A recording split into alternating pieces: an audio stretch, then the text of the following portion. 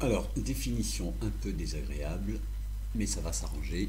Deux vecteurs U et V sont collinéaires si on a deux relations différentes, et dans les deux cas ils sont collinéaires, mais en fait, on peut traduire ça en disant qu'un des deux vecteurs est égal à un certain nombre de fois l'autre. Alors notons qu'on a des vecteurs ici collinéaires, AB et AC. Alors, ils peuvent être collinaires de même sens ou de sens contraire. Bon, collinaire, ça veut dire même ligne. Alors on ne dit pas des vecteurs parallèles, on dit des vecteurs collinaires. Voilà. Alors le vecteur nul est collinaire à n'importe quel autre vecteur, puisque vecteur nul c'est 0 fois ce vecteur. Maintenant, quand dans cette définition les deux vecteurs sont non nuls, les choses sont quand même bien simples. C'est-à-dire que les deux relations sont vraies. Ici, j'ai un vecteur qui est 3 fois l'autre, ça veut dire bien que l'autre c'est un tiers du premier. Alors, deux points importants de géométrie. Le premier, évidemment, si AB et C sont des points alignés, ça veut dire que les vecteurs AB et AC sont collinaires, de même sens ou pas. Bon, il peut y en avoir deux confondus, ce n'est pas important. Et un autre point de géométrie, si AB et EF sont deux droites parallèles, eh bien, les vecteurs AB et EF sont collinaires. Et ça fonctionne aussi dans l'autre sens. Alors, AB et EF peuvent être parallèles strictement confondus, ça n'a pas d'importance. Et les vecteurs AB et EF, encore une fois, peuvent être collinaires de même sens, comme ici, ou de sens contraire.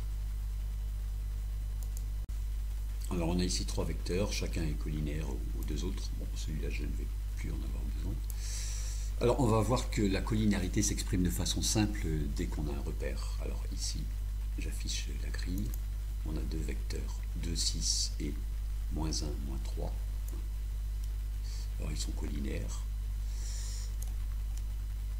2, 6, moins 1, moins 3, parce que U égale moins 2 fois V. C'est-à-dire que cette colonne est égale à moins 2 fois celle-ci.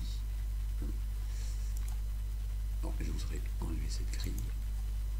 Alors, plus généralement, deux vecteurs U, X, Y et V, X', Y' sont collinaires si et seulement si cette colonne est proportionnelle à celle-ci, c'est-à-dire qu'on a ce tableau de proportionnalité. Ce qui équivaut à ce produit en croix qui est égal à celui-ci. Alors, parfois, on peut bien lire tout de suite la collinéarité comme ceci, mais pas toujours. Donc on montre que cette dernière règle est quand même bien utile. Exemple, ceci. Là, on ne voit pas du tout, a priori, pourquoi cette colonne est égale à un certain nombre de fois celle-ci. Avec le produit en croix, comme c'est simple,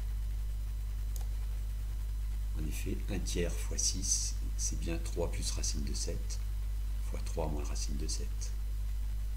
Avec le détail des calculs ici pour ceux qui veulent.